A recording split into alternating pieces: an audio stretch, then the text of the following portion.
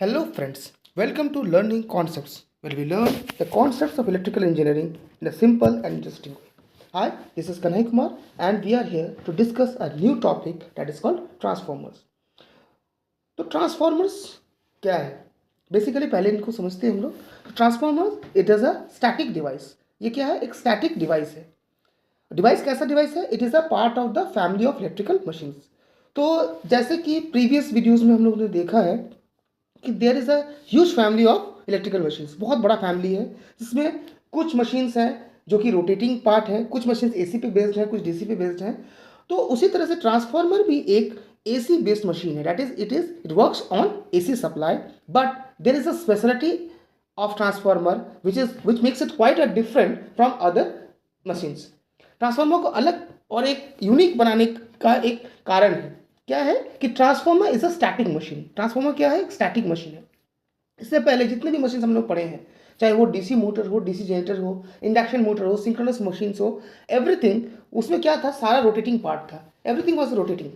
उसमें कुछ ना कुछ घूमता था. सो फिजिकली कुछ ना कुछ घूमता था. So those were the family of the rotating machine. लेकिन ट्रांसफार्मर भी एकमात्र मशीन है जिसमें कोई भी पार्ट जो होता है, फिजिकल पार्ट खासकर हम लोग बात कर रहे हैं, वो रोटेट नहीं करता है. तो जब ये रोटेट नहीं करता है, that's why it is considered as a static machine. So let's see what is the definition of the transformer. A transformer is defined as a passive electrical device that transfers electrical energy from one circuit to another through the process of electromagnetic induction. तो इसका मतलब क्या है? Let's see. एक passive device किसको कहते हैं? Which don't produce its own energy source. जो अपना एनर्जी प्रोड्यूस नहीं करता है, ये जस्ट यूज करता है whatever energy which we are providing. ठीक है, जिस एनर्जी को हम लोग दे रहे हैं उसी का वो यूज करता है, उसी को या तो कन्वर्ट करेगा या ट्रांसफर करेगा. तो transformer as the name suggest transformers. तो it transform, that is it transfers the energy from one circuit to another and it is based on the process of electromagnetic induction. तो electromagnetic induction के बारे में भी हम लोग पढ़े हैं इससे पहले. अगर किन्हीं को जानना है तो आप हमारे प्लेलिस्ट में जाकर देख सकते हैं. वहाँ पर Fridays law of electromagnetic induction के बारे में एक कंप्लीट वीडियो बना हुआ है. बहुत ही सिंपल वे में समझाया गया है. ठीक है, तो ट्रांसफार्मर यही काम करता है. ये क्या करता है? इलेक्ट्रिकल एनर्जी को ट्रांसफर करता है एक सर्किट से दूसरे सर्किट में. बट ट्रांसफर करने के साथ, ये तो एक सिंपल चीज हो गया भाई, एक जगह से दूसरे भेज दिया, लेकिन इसके साथ कुछ स्पेशल भी करता है. व्हाट इट डज, ये क्या करता है? ये it is commonly used to increase the or decrease the voltage level between the circuits. This is the main work of the transformer. वो क्या करता है? जो वोल्टेज लेवल है, जो इनपुट वोल्टेज है और आउटपुट वोल्टेज है, दोनों में वो इसके मैग्नीट्यूड को चेंज कर सकता है. आइदर इट कैन इंक्रीज और इट कैन डिक्रीज. बाकी किसी भी मशीन्स में आपका जो वोल्टेज होता है वो इंक्रीज या डिक्रीज नहीं कर सकते हम लोग. तो ट्रांसफार्मर का एक यूनिक आइडेंटिटी क्या है? पहला कि इसमें कोई भी फिजिकल पार्ट मूविंग नहीं है, that's why it is a static machine. और सेकंड कि इट कैन स्टेप अप और step down the input voltage. ठीक है, so this makes the transformer quite a unique and useful device. ठीक है, so now let's see what is the working principle of the transformer. So बहुत ही simple है. It is based on the mutual induction. Mutual induction होता क्या है? Induction is the process of inducing the effect without having a direct contact. Induction हम लोग पहले भी पढ़े फैराडेज लॉ में, जैसे मैंने कहा कि इंडक्शन का प्रिंसिपल क्या होता है कि हम किसी भी एक जगह से दूसरे जगह में जो प्रभाव होता है, जो इफेक्ट होता है, उसको ट्रांसफर कर सकते हैं without having a direct connection, कोई भी डायरेक्ट कनेक्शन के बिना. सिंपल मैं एग्जांपल दे सकता हूं. लेट अस सपोज कि एक एग्जामिनेशन हॉल में कुछ बच्चे एग्जाम्स दे रहे हैं. ठीक है, तो लेट अस सपोज कि जो इन्विजिलेटर है उन्होंने किसी एक बच्चे को कुछ अनवांटेड चीज के साथ मान लीजिए पकड़ लिया. तो क्लास में मान लीजिए जो बाकी बच्चे हैं जिनके पास ऐसा कोई इलीगल चीज है, भले ही उनको उन्होंने टोका ना हो, लेकिन उनमें भी एक डर या एक टेंशन पैदा हो जाएगा, जबकि उन्होंने उसके साथ कुछ कहा नहीं. सो दिस इज कॉल्ड इंडक्शन. यही एक इंडक्शन का प्रिंसिपल है.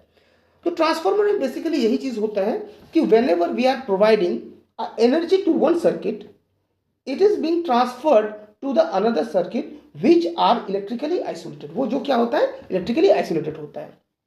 ठीक है, तो यहां से हम लोग क्या देख सकते हैं? यहां से हम लोग बेसिक एक आइडिया लगा सकते हैं और the construction of the transformer. क्या कि यहां पर बेसिकली दो इलेक्ट्रिकल सर्किट्स होंगे. There will be two electrical circuits. ठीक है, दो इलेक्ट्रिकल सर्किट्स होंगे. एक सर्किट होगा जिसमें हम लोग इनपुट देंगे और एक सर्किट होगा जिससे हम लोग आउटपुट लेंगे, लेकिन दोनों सर्किट के बीच कोई भी फिजिकल कनेक्शन आपका नहीं होगा। ठीक है, मतलब किसी तरह का वायर से या इलेक्ट्रिकल कनेक्शन आपका नहीं होगा। ठीक है, तो कैसे ये पॉसिबल कैसे है, ये पॉसिबल कैसे है? तो this is possible by the principle of mutual induction. कैसे कि let us suppose in a transformer just like other machines we have windings. Windings किस लिए? So that we can flow the electrical energy. ये एक circuit provide करता है। ठीक है, जैसे कि आपकी अदर मशीन्स में स्टेटर और रोटर दो अलग अलग आपका वाइंडिंग होता था, एक में हम लोग इनपुट देते थे, एक से आउटपुट लेते थे। उसी तरह से ट्रांसफार्मर में आपका दो सर्किट होगा which is in the form of coil, जिसमें हम लोग एसी सप्लाई देते हैं। ठीक है, नाउ ये जो एसी सप्लाई हम लोग देंगे, this will produce an alternating flux in the coil. ठीक है, इस कॉइल में एक ऑल्टरनेटिंग फ्लक्स आपका प्रोड्यूस करेगा। Now this alternating flux when linked with the near by coil, जब नियर बाय कॉइल में लिंक करेगा तो ये क्या करेगा, by the Faraday's law of electromagnetic induction वहां पर एक ईएमएफ इंड्यूस करेगा। ठीक है, वहां पर एक ईएमएफ इंड्यूस करेगा, क्योंकि since it is AC supply, AC supply के चलते आपका करंट बार बार फ्लक्चुएट कर रहा है, करंट फ्लक्चुएट करता है, फ्लक्स भी फ्लक्चुएट करेगा। इसीलिए जो नेक्स्ट कॉइल है उसके बीच और फ्लक्स के बीच एक रिलेटिव मोशन होगा, और इस रिलेटिव मोशन के चलते there will be induced EMF as per the Faraday's law of electric induction, that is E is proportional to d phi by dt। ठीक है, तो यहां पर since flux is changing so there will be an induced EMF in the secondary coil। ठीक है, so this is the principle of mutual induction, और इसी तरह से ट्रांसफार्मर में ये काम करता है। यहां पर आप सिंपल फिगर से इसको समझ सकते हैं। ठीक है, ये आपका पहला कॉइल है। ठीक है, फर्स्ट कॉइल, यहाँ पर हमने सप्लाई V1 दिया तो इस कॉइल में एक आपका फ्लक्स बना। ये देखिए फ्लक्स आपका दिख रहा है यहाँ पर, इस रोटेटिंग फ्लक्स है, और ये फ्लक्स जब दूसरे कॉइल को लिंक करता है तो यहाँ पर भी एक ईएमएफ इंड्यूस होता है as per the Faraday's law of electromagnetic induction. और यहाँ पर सॉरी, यहाँ पर आपका एक वोल्टेज इंड्यूस हो जाता है and we can get this voltage. Okay, so this is the basic concept of the transformer, that is basic principle. So from here we can just imagine, make a conception about the parts of the transformer। क्या parts हो सकते हैं? Basically we will have two windings, हमारे पास दो windings होंगे, two, एक minute, we will have two windings। ठीक है, one for the input and other for the output। एक इनपुट के लिए, दूसरा आउटपुट के लिए होगा। सो द इनपुट पार्ट और द इनपुट साइड और the input coil of the transformer, it is called the primary winding. It is called the primary winding, यहाँ प्राइमरी वाइंडिंग और द फर्स्ट कॉइल। एंड जहां से हम लोग output लेते हैं that is called the secondary winding. इसको secondary winding कहा जाता है। नाउ अब यहाँ पर एक बहुत ही इंपॉर्टेंट पार्ट की बात हम लोग करने जा रहे हैं, जो ट्रांसफार्मर का मेन पार्ट है, हम लोग कह सकते हैं। कैसे कि व्हेनेवर, अगर मान लीजिए कॉइल में हमने सप्लाई दिया और उसमें आपका ईएमएफ इंड्यूस हो गया। ओके, ईएमएफ इंड्यूस हुआ, ईएमएफ इंड्यूस होने के बाद उसमें फ्लक्स जनरेट हुआ। Now this flux will require a path to flow. वो एक कोई पाथ चाहिए जिससे वो फ्लो कर सकता है। नाउ ये जो पाथ है, ये पाथ एयर भी हो सकता है, but we know that the permittivity of the air, ठीक है, जो उसका वैल्यू होता है वो 1 होता है। That means it produces a high reluctance path. इसका रिलक्टेंस बहुत ही हाई होता है, और एयर का जो पाथ होता है वो एक वेल डिफाइंड पाथ नहीं होता है। इसीलिए there is a huge loss of flux. बहुत ज़्यादा फ्लक्स का लॉस होता है अगर आपका दोनों कॉइल के बीच एयर के थ्रू फ्लक्स का अगर ट्रांसफर होगा तो। So what we do in order to reduce the loss of the flux, what we do, we induce another important part in the transformer, that is called the core। ठीक है, ये क्या होता है? ये कोर होता है। It is a soft iron part around which the coil is winded. Coil को वाइंडिंग कोर के ऊपर किया जाता है। और ये क्या कोर क्या करता है? ये कोर प्राइमरी कॉइल और सेकेंडरी कॉइल के बीच एक लो रिलक्टेंस का पाथ फ्लो प्रोवाइड कराता है। ठीक है, यहां पर मान लीजिए प्राइमरी में हम सप्लाई दिए, जो फ्लक्स हुआ वो फ्लक्स क्या हो जाएगा, अब सिंस कोर में एक लो रिलक्टेंस का पाथ प्रोवाइड होगा तो सारा फ्लक्स इसी कोर के थ्रू फ्लो करेगा और ये सारा फ्लक्स क्या करेगा, सेकेंडरी को लिंक करेगा। तो जब सेकेंडरी को ये लिंक करेगा तो there will be quite large amount of EMF induce in the secondary coil. Secondary coil में एक ज़्यादा अमाउंट का ईएमएफ इंड्यूस होगा। ठीक है, तो ये कोर क्या करता है, जो भी आपका फ्लक्स का लॉस है उसको बचाता है। And that's why this core is a very important part of the transformer. ये बहुत ही इंपॉर्टेंट पार्ट है। तो बेसिकली अब अगर हम ट्रांसफॉर्मर का बेसिक कंस्ट्रक्शन को समझें और इसको फिर से डिफाइन करें तो हम लोग कैसे डिफाइन कर सकते हैं। Let us summarise what we have studied right now. क्या समराइज, पहला यहां पर हम लोग देख रहे हैं कि ट्रांसफॉर्मर में कोई भी पार्ट जो है वो आपका मूविंग नहीं है। कोई भी पार्ट क्या है आपका, मूविंग नहीं है। ये कोर है, ये भी आपका मूविंग नहीं है। ये वाइंडिंग है, ये भी आपका मूव नहीं कर सकता है। That means it is a static. Okay, now whenever there will be static machine, जब स्टैटिक मशीन होगा उसमें कोई भी पार्ट मूव नहीं करेगा, तो फ्लक्स के लिंकेज को चेंज करने के लिए हमें क्या करना पड़ेगा, फ्लक्स को मूव कराना पड़ेगा। ठीक है, जो कॉन्सेप्ट है आपका एसी मशीन का और डीसी मशीन में बेसिक डिफरेंस क्या है कि in DC machine flux is static and the coil is moving, but in AC machine the flux is moving and the coil is static.